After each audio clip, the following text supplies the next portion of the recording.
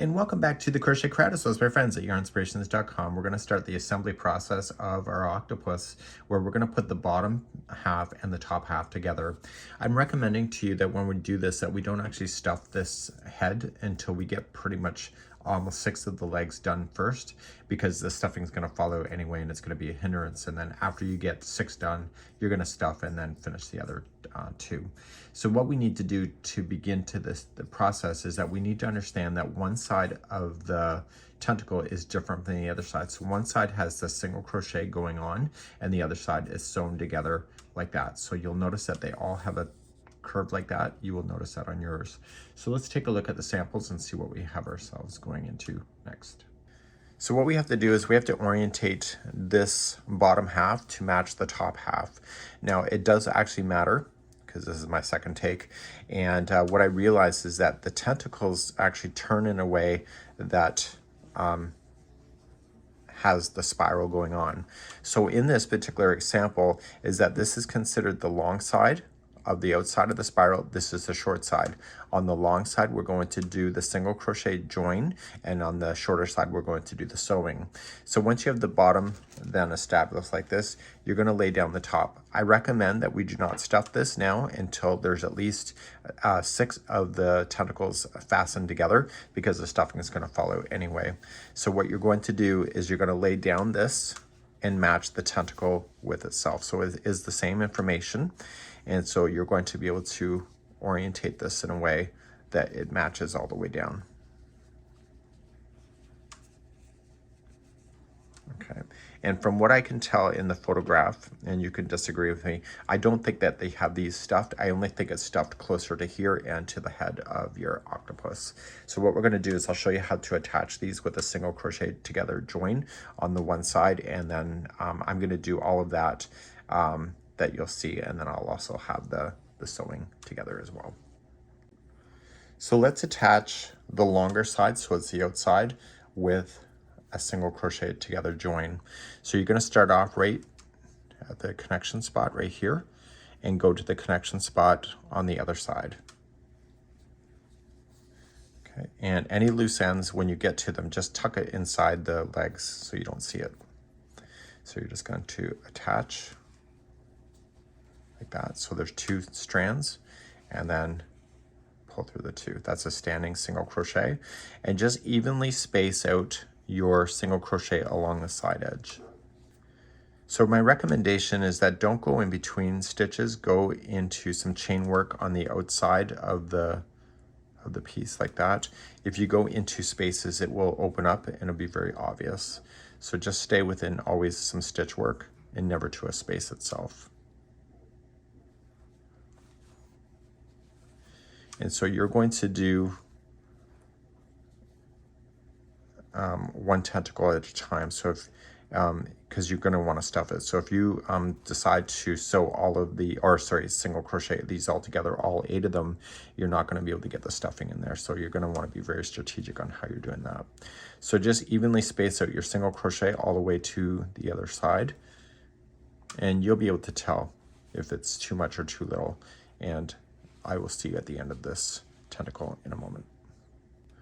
Just a quick tip I'll leave for you. Once you get beyond where the stitches are sideways and then it turns like this, it's just a matter of matching stitch to stitch when it comes to the other parts. So it actually is a lot easier once you get beyond just this section right here.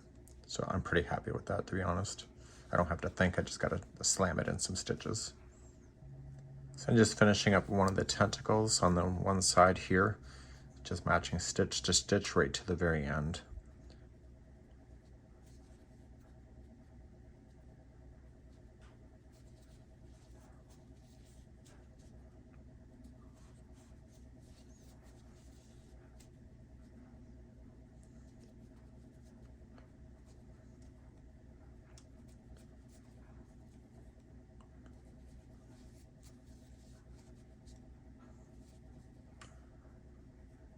And done. So we're just going to just pull this through. So we'll just have a slight cut, and recommending that you use a tapestry needle to hide any loose ends that you'll have on any of this stuff.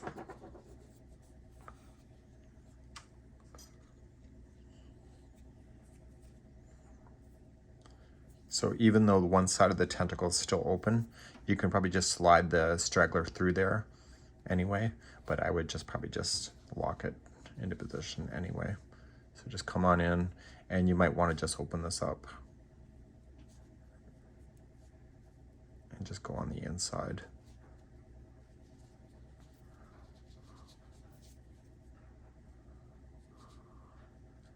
And lock it to the inside of your tentacle. So you can at least do those to open those up.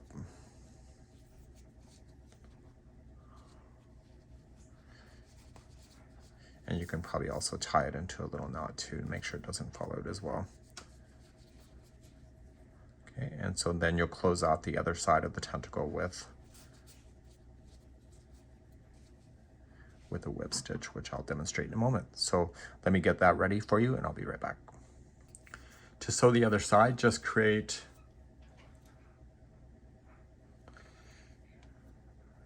that, just like you see. So just a slip knot.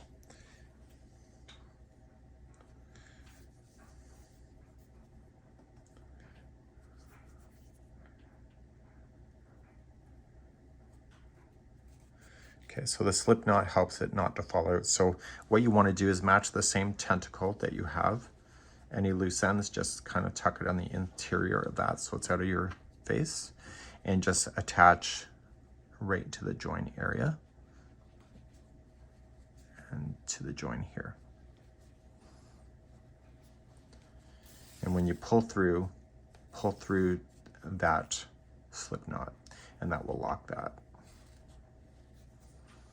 Toss the straggler to the interior of that same tentacle and just continually then sew across.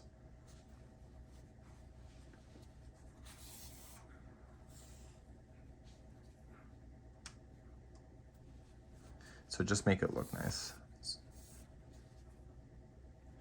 So you would not have wanted to use white, because then it will not blend as well. I think the white is supposed to emulate tentacles from what I can see in the photograph. So you're just going to whip stitch across, and I'll see you at the end of this tentacle in a moment. So I'm close to the end of the tentacle, and once the chain actually started matching each other, it gets a lot easier, just like it did with the single crochet joining.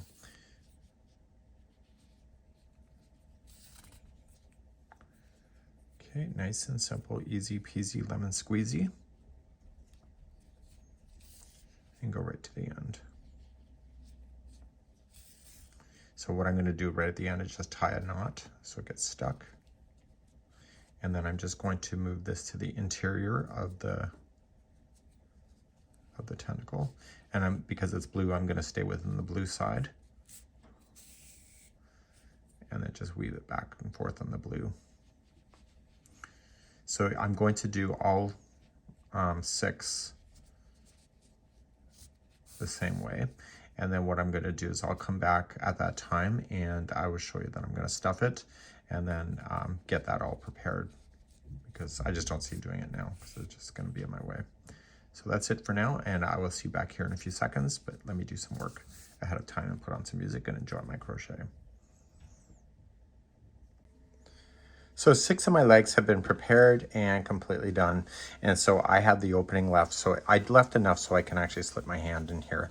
So what I want to do is I want to stuff the head. When you stuff the head, make sure you don't put so much in there that it's going to explode the stitches, but make sure it's nice and firm. And then finish then off the rest of the legs. Okay, all 2 of them. And if you have to keep on stuffing when you're doing that, now's your call to do that. So stuff your head, and I'll be back in a few moments from now. The other thing I'm doing as I'm stuffing, I'm just going a little bit portion down the leg. I don't want to go too far. I don't want to go to where it changes like this, but just so that when it's sitting, it has enough stability. So I'm just using my hand and just kind of pushing the stuffing into just the top part of the tentacles, like so. So do that as well. So I'm back, and the whole thing has been sewn together and also slips are single crochet. So everything is ready to go. So it's stuffed and fabulous. So what I'm going to do now is that I have to determine what I want to do with the eyes. So in the particular sample, the eyes are just off to the side, just like this. Okay, I have not secured the eyeball to the eyelid yet because I have to make a decision. And so what I want to do is that I want the loose end of this to be so that it will line up to the character like that. But you could have it like that, but you could also move it a little bit more forward as well. And also even just do something like this. So when you think about Finding Nemo with the, or Finding Dory, you realize that the octopus, its eyes are more closer, so it gives it a point of view. And also if you do something like this and you determine that you want to make the eyes cross like that, it's even cuter. But also when you cross the eyes on a character like this, it means that it's given the character a point of view. So you have to determine how you want to do that. So what I did is that it's just sitting inside a cup, and I need to figure out for myself how I want it to go. And what I'm going to do is, using this long tail, I'm going to go through the eye from side to side. So if I want to position the eye like this, I can. It doesn't matter. I'm going to still go through from side to side. And then once it's through, then I'm going to sew it to the character if you would like to do it the way that it is done within the character. So I'm gonna try to play with this idea a little bit. You could also just make it so that the eyes are more like that, more straight on, like that. Or just kind of just tilt it just ever so slightly to be offset like that. And then you can sew it to your little character. I think it does matter though, like you don't want one leg in front, because I think on these kind of octopus and stuff, that usually it has two legs to be able to work with. So if you want to add any eyelashes or anything to the outside rim, now's the time to do it. So what I'm going to do is make a decision on what I would like to do. It's kind of cute close together. I've seen people make this where it's kind of cute, and I might just tilt it in a little bit as well. So I'm going to make that decision, and then I will be back in just a few moments. So I made up my mind. I just want the eye to be a little bit more exposed on one side. And so I'm going to take that loose end, and as I told you, I'm going to put it through the eyeball itself, and that'll hold the eye in the socket.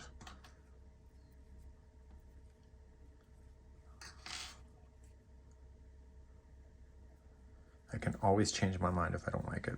So I'm just going to go through the side, right through the eyeball, and right out to the other side, like that. And so that is going to hold that. And then I'm going to go back through and go down and straight back across, like that. And through the next one and through. So it's in the center a total of 3 times.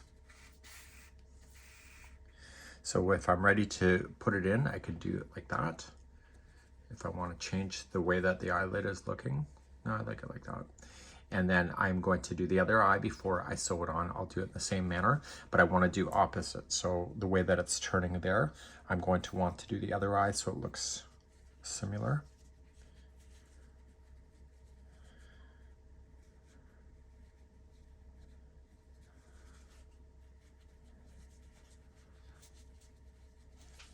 I'm just going to cup it in.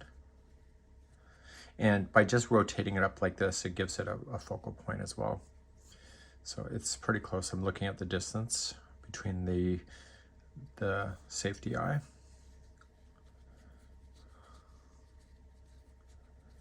And then I'm just going to go back and forth a total of 3 times across the interior of the eye.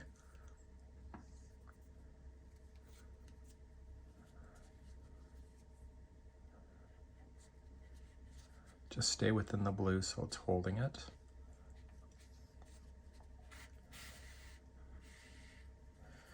Through a different path, going the opposite direction on an angle down.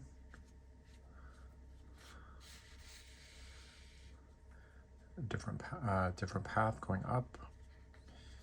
And I really do want this loose end to be towards the center here so I can nestle it into the character.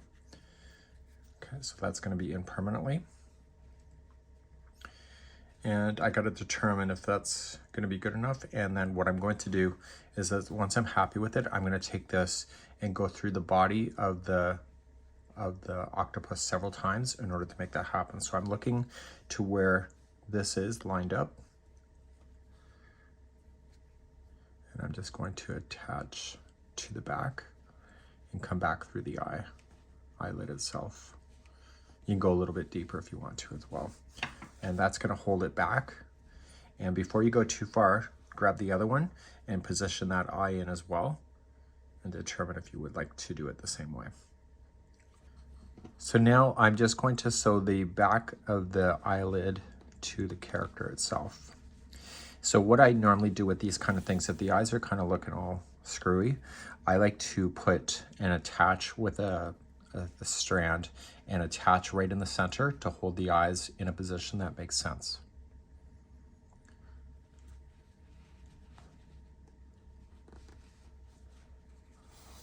So I want to go all the way around that and really attach the one eye in, and then we're going to play with the other eye to make it work. So the one eye is now permanently in. I'm going to wear this on my hat, so what I'm going to do afterward is that I'm going to position it on a hat and then turn the eyes a little bit down so that when I'm wearing it, it's actually looking like it's looking at somebody. Okay, so we're going to fasten the other eye in. Just like that. So the eyelids just give it a sense of expression, really. And so, you know, what makes these kind of quirky is that if the eyes are not perfectly matched and they look kind of wonky, you know, that's up to you on your creativity on what you would like to do. So you need to secure the next eye into position and go all the way around the eye. And then at the end, what I'm going to do is come back around and then attach it together so it'll look like it's closed in like that. And I might just, when I attach it, I might just turn it into a cross-eyed octopus as well. So I've gone almost all the way around the eye. So I'm going to go to the center point where they would connect just within the eyelid itself, because it's the same color, and attach it to the other eyelid that is directly across. And when I do this, I got to be careful that they look decent. So I'm just doing it so that the eyes will always stay together. Okay, you don't have to be crazy with the attaching of that. And then we're just gonna attach it from behind. So my octopus is now complete, whether you wanted the eyes on the side or in the front. I want to make this as like a fascinator kind of concept. So I'm kind of wearing it like that. It's kind of ridiculous, but I'm doing some kind of whale watching and it's kind of fun and ridiculous, and you know, life is short to be normal. That's it for now, and we hope you've had a good time making your octopus.